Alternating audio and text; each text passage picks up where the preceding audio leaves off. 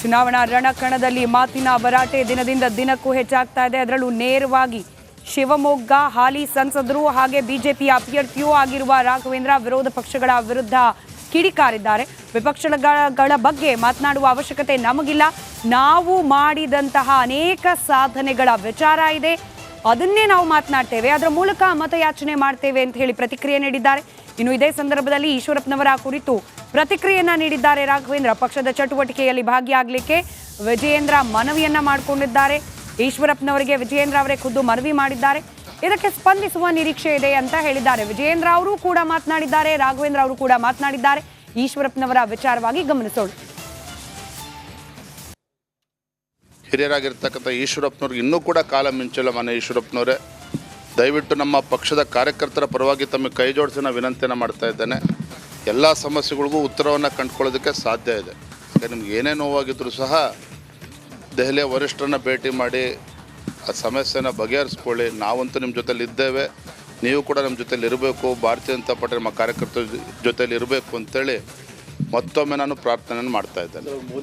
ಇನ್ನು ಯಾವುದೇ ವಿಚಾರಗಳು ಕೂಡ ಇನ್ನು ವಿರೋಧ ಪಕ್ಷಗಳ ಬಗ್ಗೆ ಮಾತಾಡೋಂಥದ್ದು ಅವಶ್ಯಕತೆ ನಮಗೆ ಯಾರಿಗೂ ಕೂಡ ಇಲ್ಲ.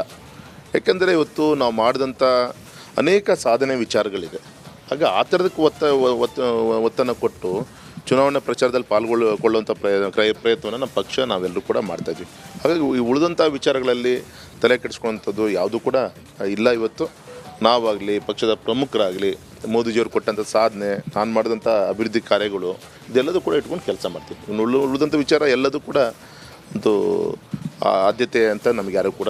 ಈ ಮೈತ್ರಿ ಹೊಂದಾಣಿಕೆ ಸರಿ ಹೋಗುತ್ತಾ ಅನ್ನೋ ಪ್ರಶ್ನೆ ನೆನೆ ಇಡೀ ದಿನ ಚರ್ಚೆಗೆ ಒಳಪಟ್ಟಿತ್ತು. ಇವತ್ತು ಬಿಜೆಪಿ ಹಾಗೆ ಜೆಡಿಎಸ್ನ ನಾಯಕರಿಗೆ ಶಾಕಿಂಗ್ ನ್ಯೂಸ್. ಪ್ರೀತಮ್ ಗೌಡ ಅವರ ಬೆಂಬಲಿಗರು ಕಾಂಗ್ರೆಸ್ನ ಅಭ್ಯರ್ಥಿಗೆ ಬೆಂಬಲವನ್ನ ನೀಡಿದ್ದಾರೆ.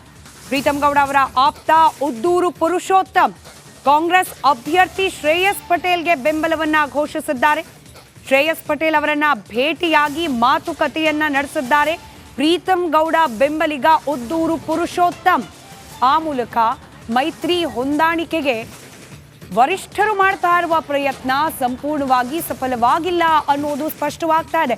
ನೆನೆಯಷ್ಟೇ ಚುನಾವಣಾ ಉಸ್ತುವಾರಿ ರಾಧಾಮೋಹನ್ ಹೇಳ್ತಾ ಇದ್ರು, ಎಲ್ಲ ಸರಿ ಇದೆ, ಯಾವುದೇ ರೀತಿಯ ಭಿನ್ನಾಭಿಪ್ರಾಯ ಪ್ರೀತಮ್ ಗೌಡ ಹಾಗೆ ಪ್ರಜ್ವಲ್ ರೇವಣ್ಣ ಅವರ ನಡುವೆ ಇಲ್ಲ ಅಂತ ಹೇಳಿದ್ರು ಮಾಧ್ಯಮಗಳ ಸಮ್ಮುಖದಲ್ಲಿ. ಆದರೆ ಇವತ್ತು ಪ್ರೀತಮ್ ಗೌಡ ಬೆಂಬಲಿಗ ಉದ್ದೂರು ಪುರುಷೋತ್ತಮ್ ಇದೀಗ ಕಾಂಗ್ರೆಸ್ ಅಭ್ಯರ್ಥಿ ಶ್ರೇಯಸ್ ಪಟೇಲ್ ಅವರಿಗೆ ಬೆಂಬಲವನ್ನ ಘೋಷಿಸಿದ್ದಾರೆ. ಅವರ ಪರವಾಗಿ ಮತಯಾಚನೆ ಮಾಡುವ ನಿರ್ಧಾರಕ್ಕೆ ಬಂದಿದ್ದಾರೆ. ಆ ಮೂಲಕ ಮೈತ್ರಿ ನಾಯಕರ ಈ ಸಂಧಾನ ಸರ್ಕಸ್ ನಡೀತಾ ಇತ್ತು, ಅದಕ್ಕೊಂದು ದೊಡ್ಡ ಶಾಕ್ ಎದುರಾಗಿದೆ.